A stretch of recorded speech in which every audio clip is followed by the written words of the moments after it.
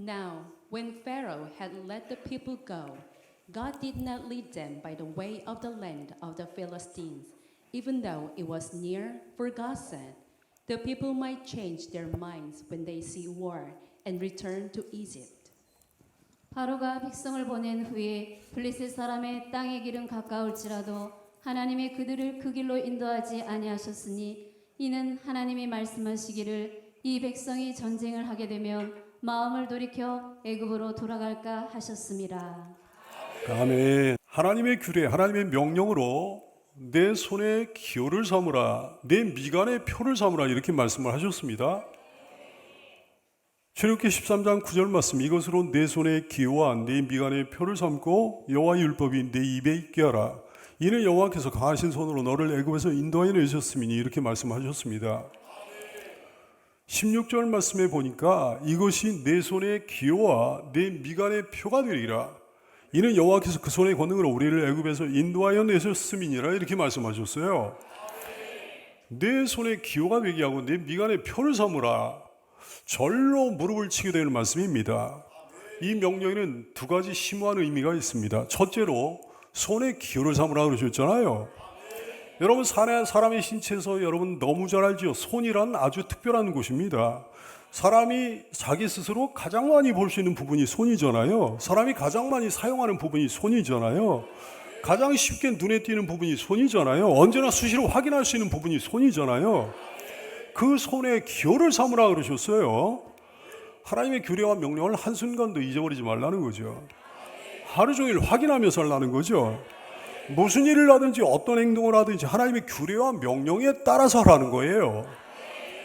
존귀한 성도 여러분이 여러분의 손을 들여다보고 살게 되기 바랍니다. 여러분의 손에 하나님 말씀의 기호가 있습니까? 여러분의 손에 하나님을 아는 증거가 있습니까? 하나님 말씀대로 순종하는 증거가 있나요? 그리스도인으로서의 기호가 있나요? 하나님의 가르침을, 예수님의 말씀을 여러분은 손에 기호로 삼는 성도가 되기를 축원합니다. 둘째로 이마에 미간에 표를 삼으라 그러셨어요. 손과 달리 미간은 자기 스스로는 볼 수 없는 부분이에요. 거울을 봐야 보지요. 자기 스스로는 볼 수가 없잖아요.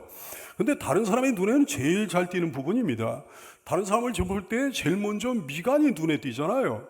미간에 표를 삼으라고 하신 건 다른 사람으로 하여금 자기의 정체성을 단번에 파악할 수 있도록 살라는 거죠. 다른 사람으로 하여금 자기 신분을 단번에 알아볼 수 있도록 살라는 거죠. 누가 자기를 볼 때 첫눈에 이 사람 그리스도인이구나 이렇게 눈치채시는 삶을 살라는 거예요. 이 사람 예수 믿는 사람이구나, 이 사람 예수쟁이구나 이렇게 대번에 알아볼 수 있는 삶을 살라는 거죠. 그리스도인의 아름다운 티를 내며 살라는 거예요. 신자들 중에 티를 내기는 티를 내는데 아주 부정적인 측면만 드러내는 사람도 더러 있습니다. 이스라엘 백성들이 나중에 그랬습니다.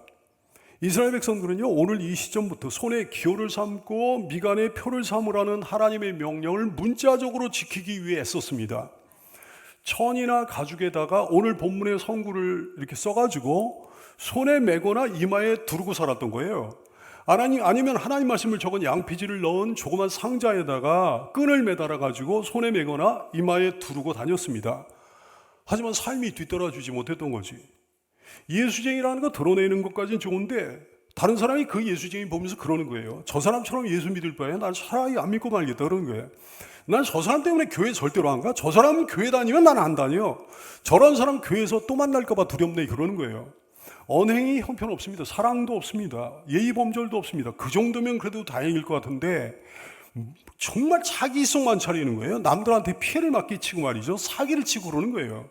그러면서 예수 믿는 티를 내면 그거는 정말 교회 다니는 악한 불신자지요. 그런 사람을 어떻게 신자라고 말할 수 있겠습니까? 이거 완전히 불신자잖아요. 하나님 그 사람이 얼마나 미우시겠습니까? 하나님의 규례를, 하나님의 말씀을 미간의 표로 삼으라고 그러신 거예요. 하나님이 명하신 아름다운 삶의 모습으로 미간의 표를 삼으라는 말씀이죠. 하나님이 명하신 삶이 어떤 삶이지 여러분 너무 잘 알지 않습니까? 그리스도인다운 삶이요, 빛된 삶이요, 소금된 삶이요. 마태복음 5장 14절 이하의 말씀, 너희는 세상의 빛이라. 산 위에 있는 동네가 숨겨지지 못할 것이요 사람이 등불을 켜서 말 아래에 두지 아니하고 등경 위에 두나니 이러므로 집안 모든 사람이 해치느니라. 이같이 너희 빛이 세상 사람 앞에 비치게 하여 그 세상 사람들로 하여금 너희의 착한 행실을 보고 하늘에 계신 너희 아버지께 영광을 돌리게 하라 그러셨잖아요. 귀한 성도요, 선하고 복되고 예의 바른 아름다운 삶으로 착한 행실로 미간의 표를 삼는 여러분 되기를 축복합니다. 뿐만 아니라 여호와의 율법이 내 입에 있게 하라 이렇게 말씀하셨습니다. 9절 말씀, 이것으로 내 손에 기호한 네 미간의 표를 삼고 여호와의 율법이 내 입에 있게 하라 그랬어요. 여호와의 율법이 내 입에 있게 하라. 너희 여호와의 말씀이 내 입에 있게 하라. 무슨 말씀입니까? 첫째로 하나님 말씀을 늘 읊조리며 살라는 거예요. 늘 하나님 말씀을. 시편 119편 97절 말씀, 내가 주의 법을 어찌 그리 사랑하는지요. 내가 주의 법을, 내가 주의 말씀을 종일 작은 소리로 읊조리나이다 그랬어요. 작은 소리로 읊조리며 종일토록 산다는 게 무슨 얘기예요? 하나님의 말씀을 종일토록 묵상한다는 거지. 하나님 말씀을 종일토록 기억한다는 거예요. 하나님 말씀을 종일토록 되새김질한다는 거예요. 하나님 말씀으로 자기 스스로를 타이르는 거죠. 하나님 말씀으로 자기 스스로를 가르치는 거지. 너 이러면 안 돼, 너 이거 해야 돼 그러는 거지. 하나님이 그러셨잖아 그러는 거지. 하나님 말씀으로 매사를 분별하는 거예요. 매사를 판단하는 거예요. 하나님 말씀으로 자기를 제어하는 거예요. 하지 말아야 될 걸 하나님 말씀으로 제어하는 거예요. 하나님 말씀으로 브레이크를 거는 거예요. 하나님의 말씀으로 동력을 얻는 거예요. 하나님 말씀으로 새롭게 용기를 내는 거지. 하나님 말씀으로 새롭게 소망을 내는 거죠. 하나님 말씀에 늘 순종하면서 하는 거예요. 여호와의 율법이 여러분의 입에 있게 하는 성도가 되기를 축원합니다.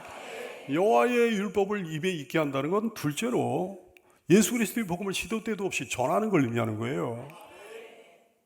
모셔오기 대축제 때만 전도하고 그러면 하나님의 말씀에 불순종하는 사람이죠. 복음을 시도 때도 없이 전하면서 살아야 돼요. 여호와의 율법이 여러분의 입에 있게 해야 되는 거예요. 근데 형편없는 삶을 사는 사람이 복음을 전하면 안 되는 거예요. 그러면 다른 사람이 도리어 반감을 갖게 돼요. 복음의 문이 닫히게 되는 거예요.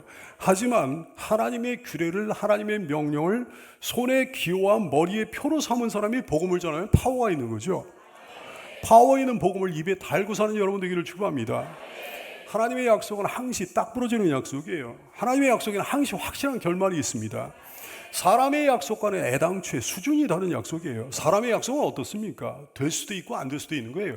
지켜질 수도 있고 안 지켜질 수도 있는 거죠. 사람의 약속은 이런 범주예요. 내가 장담은 못하겠지만 도와주겠다 그러는, 어떻게 될지 모르겠지만 내가 한번 힘써보겠다, 뭐 이 정도에서 그쳐야 돼요. 여기서 더 나가면 이건 공허한 약속이 되어버릴 수 있습니다. 잘못하면 이게 부도수표가 될 수 있다 얘기예요. 사람의 약속은 아슬아슬하거든요. 사람의 약속은 휘청휘청하거든요. 지키고는 싶은데 상황이 변해가지고 못 지킬 수 있는 거예요. 내 마음은 안 그런데 능력이 딸려가지고 약속을 못 지킬 수도 있는 거거든. 하나님의 약속은 그런 시시한 약속이 아닙니다. 하나님의 약속은 결과가 보장된 약속이에요. 그 결말까지도 완벽히 책임지는 약속이에요. 출애굽기 13장 11절 말씀, 여호와께서 너와 내 조상에게 맹세하신 대로 너를 가나안 땅에 인도하시고, 여기서 끝나는 게 아니에요. 그 땅을 너에게 주시거든 이렇게 말씀하셨어요. 땅에 인도하시는데 그치는 게 아닙니다. 땅을 주신다 하셨어요. 장담하셨습니다. 어떻게 될지 확언하셨습니다. 결말을 확언하셨다고요. 거기까지 인도는 해주시지만 정작 주겠노라는 약속이 없다면 불안하겠죠. 하지만 불안해할 필요가 없는 거예요. 이유가 없는 거예요. 안심해도 되는 거예요. 주신다고 확언하셨기 때문입니다. 주님은 약속하신 그 약속을 반드시 이루시기 때문입니다. 보배로운 성도요, 하나님의 약속은 사람의 약속과 근본이 다르다는 사실을 알게 되기를 축복합니다. 사람의 약속은 미적지근한 약속이지만 하나님의 약속은 뚜렷한 약속이에요. 사람의 약속은 불확실한 약속이지만 하나님의 약속은 확실한 약속이에요. 그러므로 신약과 구약의 모든 말씀, 모든 하나님의 약속을 의심하는 사람이 한 사람도 없게 되기를 축복합니다. 하나님의 약속 앞에서 불안에 떨면 안 되는 거예요.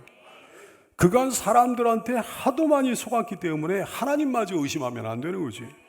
약속을 굳게 믿는 믿음의 반석 위에 굳게 서 있는 성도가 되기를 주의 이름으로 축원합니다. 12절 말씀에 보니까 특별히 수컷은 여호와의 것이다 이렇게 말씀하셨습니다. 출애굽기 13장 10절, 너는 태에서 처음 난 모든 것과 내게는 가축의 태에서 처음 난 것들을 다 구별하여 여호와께 돌리라. 수컷은 여호와의 것이니라 하셨어요. 따라서 할까요? 수컷은 여호와의 것이니라. 성적 대표성을 선언하신 말씀입니다. 이 선언은요, 남성 우월을 말씀하신 게 아니에요. 성차별을 말씀하신 게 아니에요. 하나님은 당연히 성차별을 안 하십니다. 하지만 하나님은 성을 확실히 구별하십니다. 구별과 차별은 다른 거예요. 이 선언은 성 역할에 대한 구별에 관한 하나님이 창조주 하나님의 선언이라 얘기지. 여러분, 남자는 남자예요. 여자는 여자예요. 하나님이 애당초에 그렇게 지어놓으셨어요. 애초에 완전히 다른 존재로 지으셨습니다. 마가복음 10장 6절 이하의 말씀, 창조 때로부터 사람을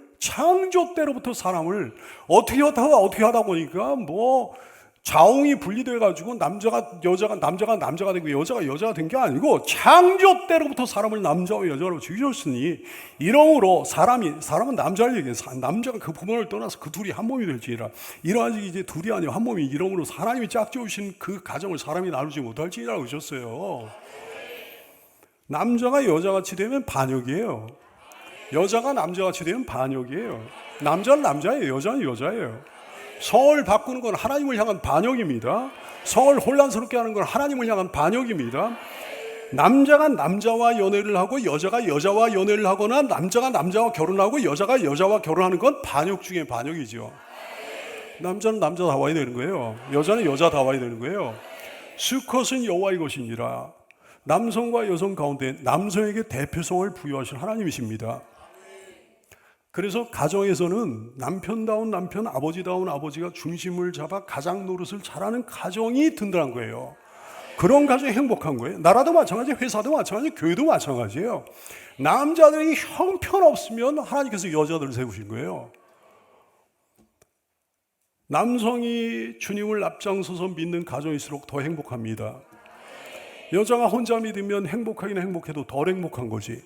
여자가 남자보다 믿음이 더 좋아가지고 여자가 영적인 제사장 역할을 감당하면 그것도 덜 행복해요.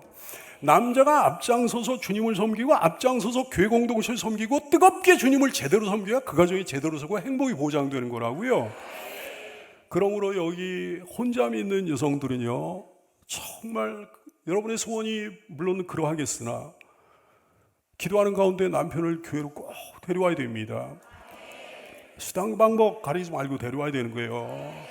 사실 정말 패소라도 데리고 와야 되는데요. 근데 그럴 수는 없는 거잖아요. 구원받아야 되니까 사실은 패소라도 데리고 와야 되는데 그럴 수는 없는 거예요. 하나님도 그걸 원하시지 않죠.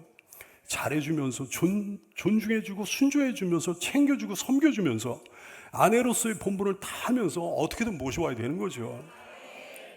잘해주면서 챙겨주면서 섬겨주면서 잘해주고 챙겨주고 섬겨주는 전제 조건을 다는 거예요. 내가 이렇게 당신을 섬기는 것은 하나님의 말씀에 따라 당신을 구원하기 위함이라고 말이죠. 참다운 가정의 행복을 소원하면서 그 소원을 이루어가는 지혜로운 아내들 되기를 축원합니다. 베드로전서 3장 1절 이하의 말씀, 아내들아 이와 같이 자기 남편에게 순종하라. 이는 혹 하나님의 말씀을 순종하지 않는 불신자 남편이라고 할지라도 말로 말미암지 않고 그 안에 행실로 말미암아 구원을 받게 하려 함이니 너희 두려워하며 정결한 행실 봄이라고 하셨어요. 아내들아 너희의 꽃단장은 여자들이 다 하는 그 동서고금을 막론하는 머리를 꾸미고 금을 차고 아름다운 옷을 입는 외모로 하지 말고, 그거는 여자의 본성이지만 본능이지만 내면을 가꾸라고 하셨어요. 오직 마음에 숨은 사람을 온유하고 안정한 심령이 썩지 않을 것으로 하라. 이는 하나님 앞에서 값진 것이니라. 전에 하나님께 소망을 뒀던 거룩한 부녀들도 이와 같이 자기 남편에게 순종함으로 자기를 단장하였나니 사라가 자기 남편 아브라함을 주라 칭하여 순종한 것 같이 너희는 선을 향하여 아무 두려운 일에도 놀라지 아니하면 사라의 딸이 된 것이라 말씀하셨습니다. 어떻게든 남편으로 하여금 신앙생활에 열심을 내도록 기도하며 인내하며 수고해야 되는 거죠. 귀한 가정들이여, 자꾸 부부 둘이서 시간 보내려고 하지 마세요. 반드시 권태기 와요. 제 아무리 사랑하는 남자와 여자라도 신앙이라는 구심점 없이는 주님이 중심에 계시지 않으면 실증나기 마련이에요. 남편이 교회 사랑하도록, 예배에 사모하도록, 주님을 알도록, 교회 공동체를 통해서 좋은 멤버십을 형성하도록, 교회 공동체를 통해 주님을 섬기며 봉사하도록, 그래서 남편이 늠름한 영적 제사장이 되도록 도와줘야 되는 거죠. 수컷은 내 것이라 선언하신 하나님의 의도를 깨닫는 여성들 되기를 축복합니다. 여기는 남자들은 남자다워야 돼요. 남자다움이 뭔지 압니까? 신앙생활 잘하는 게 남자다움이에요. 주님을 뜨겁게 섬기는 것이 남자다움이에요. 하나님께서 가정의 영적 제사장으로 남자를 세워줬거든. 하나님께서 각 가정에서 영적 대표성을 부여하신 사람들이 남자라 얘기해요. 근데 아내한테 믿음이 뒤지면 되겠습니까? 아내한테 기도를 맡기면 되겠습니까? 우리 아내가 기도해주는, 우리 아내가 기도하고 있다면 뭐 그런 얘기 하면 되겠습니까? 자기가 기도해야죠. 가장이 기도해야지. 남자가 기도해야죠. 믿음이 뒤지면 되겠느냐 얘기해요. 그게 남자로서의 남성성이거든. 그 남성성을 잃어버리면 되겠냐 얘기해요. 앞장서서 주를 섬기고 앞장서서 신앙생활을 해야 되는 거죠. 그 신앙이 남자답게 강건해야 되는 거죠. 남자답게 뜨거워야 되는 거죠. 남자답게 굳건해야 되는 거죠. 제대로 해야 되는 거죠. 나귀의 첫 새끼는 어린 양으로 대속하라 말씀하셨습니다. 출애굽기 13장 13절 말씀, 나귀의 첫 새끼는 다 어린 양으로 대속할 것이요 그렇게 하지 아니하려면 그 목을 꺾을 것이며 네 아들 중 처음 난 모든 자는 대속할지니라 말씀하셨어요. 나중에 보면 하나님께서는 정결한 짐승과 부정한 짐승을 구별해 가지고 가르쳐 주시잖아요. 근데 그 첫 번째 가르침이 바로 오늘 이 가르침입니다. 하나님께 드리는 제물로는 어떤 제물을 써야 되나? 그 정결한 짐승이죠. 어떤 동물은 하나님께 제물로 쓸 수 없나? 이건 부정한 짐승이죠. 어떤 동물은 먹을 수 있나? 이건 정결한 짐승이죠. 어떤 동물은 먹을 수 없나? 이건 부정한 짐승이잖아요. 그 구별 가운데 첫 번째 가르침이 오늘의 이 가르침입니다. 나귀는 말과에 속하는 동물이거든요. 굽이 갈라지지 않았습니다. 되새김질을 안 하는 거예요. 그래서 종교의식상 부정한 동물에 속하게 된 거예요. 이 부정한 동물의 초태생은 하나님께 바쳐질 수 없었습니다. 대속의 제물이 필요했던 거예요. 나귀 새끼 대신에 대속의 제물로 하나님께 바쳐줘야 될 제물이 필요했던 거지. 나귀 새끼 대신에 대속 제물로 하나님께 희생돼야 될 제물이 필요했던 거죠. 그 대속의 제물을 하나님께서 뭐로 정하신 거예요? 어린 양으로 정하신 거예요. 부정한 동물은 정결한 동물의 피로 대속을 해야 했습니다. 나귀의 초태생은 어린 양의 피로 대속을 해야 된다 말씀하셨습니다. 왜 이런 명령을 하신 걸까요? 왜 이런 규례를 마련해 두신 걸까요? 내가 나 자신의 힘으로는 정결하게 될 수 없는 존재라는 사실을 가르쳐 주시기 위함이에요. 여러분, 우리는 어린 양처럼 정결한 존재가 아닙니다. 우리는 나귀처럼 부정한 존재들이에요. 그러므로 우리는 나 자신의 피로는 구원받을 수 없습니다. 어떻게 됩니까? 반드시 어린 양 예수님의 피로 대속을 받아야 되는 거예요. 어린 양의 피로 대속을 안 하려면 나귀 새끼의 목을 꺾어버리라 그러셨어요. 출애굽기 13장 13절 말씀, 나귀의 첫 새끼는 다 어린 양으로 대속할 것이요 그렇게 하지 아니하려면 그 목을 꺾으라 그러셨어요. 목을 꺾어 제물로 바치라는 명령이 아닙니다. 그냥 죽이라는 거예요. 나귀는 어린 양의 피로 대속을 받지 못하면 아무 가치도 없는 거예요. 준엄한 형벌을 면할 수 없는 거예요. 그저 무가치하게 죽어야만 했던 동물이에요. 어린 양의 피로 대속을 받지 않는 나귀는 그 목을 꺾어 죽이라는 명령. 사랑하는 여러분이요, 예수님의 피로 대속을 받지 않는 사람들이 비참한 종말을 예표하신 거예요. 그렇습니다. 예수님 대속의 은총을 거부하는 자에게는 비참한 최후밖에 없는 줄로 알게 되기를 축원합니다. 우리는 어린 양 예수님의 피로 대속함을 받은 하나님의 귀한 초태생들이에요. 우리는 이제 더 이상 부정한 존재가 아닙니다. 우리는 정결한 존재가 됐습니다. 우리는 목이 꺾여 죽어야만 되는 나귀 같은 존재가 아니에요. 우리는 하나님께 바쳐졌습니다. 어린 양 예수님의 대속으로 말미암아 우리는 가치 있는 존재가 됐습니다. 다시 한번 감사하면서 어린 양의 보혈로 무장하여 담대히 주 앞에 나아가는 여러분 되기를 축원합니다. 하나님께서는 이스라엘을 블레셋 땅으로 곧바로 인도하지 않으셨어요. 17절 말씀, 바로와 백성을 보낸 후에 블레셋 사람의 땅의 길은 가까울지라도 하나님이 그들을 블레셋 사람의 땅의 길로 인도하지 않으셨다 그랬어요. 신자들 가운데는 이제 성경을 좀 보다 보니까 하나님께서 왜 이스라엘 사람들로 하여금 가나안 땅으로 가는 데 있어서 가까운 길이 있잖아요. 지름길이 있잖아요. 근데 가까운 길로 안 가게 하시고 시나이 반도 혹은 아라비아 반도를 멀리 뺑 돌아가게 하셨는지 의아해하는 사람도 있습니다. 그렇습니다. 지도를 보면 당연히 그런 의문점을 가질 수 있는 거죠. 애굽 땅에서 가나안 땅으로 가는 지름길은요, 블레셋의 해안 도시인 가자시를 통해 가는 지중해 해안의 길이에요. 지중해 해변의 길이에요.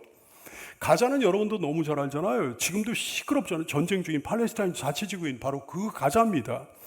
애굽 땅에서 가자로 넘어가는 해안길은 걸어서 4일 정도뿐이 안 걸리는 아주 가까운 거리거든요.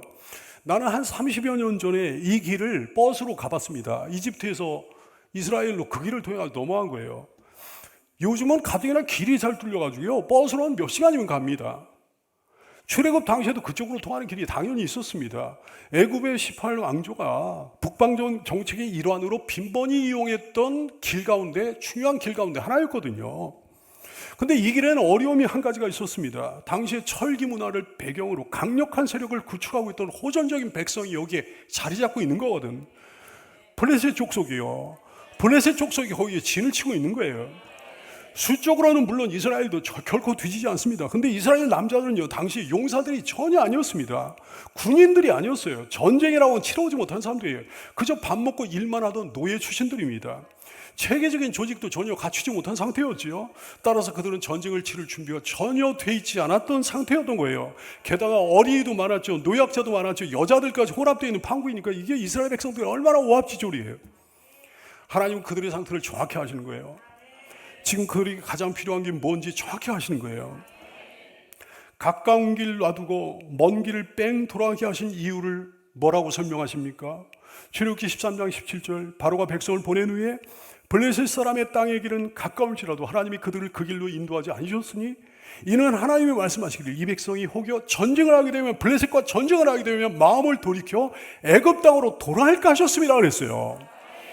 블레셋은 이스라엘보다 훨씬 더 강한 대적이었거든요. 이 막강한 군대와 맞부딪히게 되면 이스라엘은 크게 낙심하고 출애굽을 후회하면서 애굽의 노예 생활로 돌아가기 뻔했습니다. 그러면 말짱 도루묵이잖아요. 모든 게 실패로 돌아가는 거잖아요. 따라서 하나님께서는 그들을 머나먼 먼 그 험난한 광야길로 인도하신 거지. 거기서 이스라엘을 연단하시기 위해, 거기서 이스라엘을 훈련시키시기 위해. 지혜로운 성도 여러분 지혜로우니까 한번 판단해 보십시오. 빠른 길로 가면 반드시 실패합니다. 먼 길을 돌아가면 성공을 하는데 고생합니다. 어느 쪽이 낫습니까? 여러분 대답해 보세요. 실패가 나은가요? 고생이 나은가요? 당연히 고생이 낫죠. 실패보다야 고생이 낫죠. 고생 안 하고 한 방에 실패할 바에야 고생 좀 하더라도 성공하는 게 낫죠. 하나님이 이스라엘을 먼 길로 돌아가게 하신 게 뭐 때문이라고요? 사랑 때문입니다. 이스라엘을 향한 사랑 때문입니다. 이스라엘을 향한 지극한 사랑 때문입니다. 실패하지 않도록 하기 위해서, 고생을 할 망정 성공하도록 하기 위해서 하나님께서 그들을 돌아가게 하신 거예요. 근데 미련한 인생들이 그거 압니까? 몰라요. 미련한 사람들은 몰라요. 미련한 인생들은 몰라요. 이스라엘 백성들은 항의할지도 몰라요. 하나님 너무 힘들어요.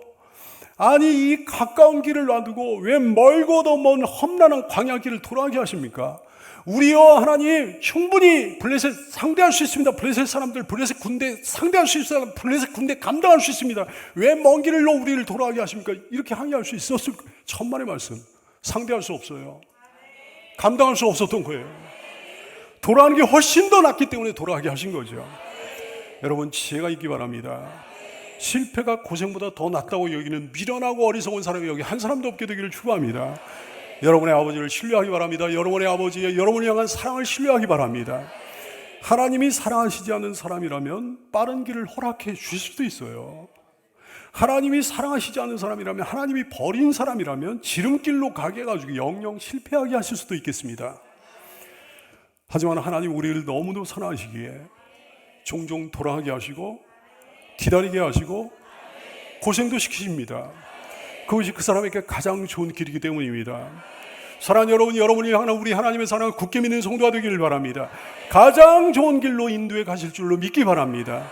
설사 빠른 길로 가지 않게 하실지라도, 설사 돌아가게 하실지라도, 설사 고생을 좀 시키실지라도 하나님의 사랑을 믿고 내일의 승리를 믿고 미래의 성공을 믿고 여러분의 하나님이 인도하신 그 길을 행복하게 걸어가는 성도가 다 되기를 예수님의 이름으로 축원합니다. 기도하겠습니다.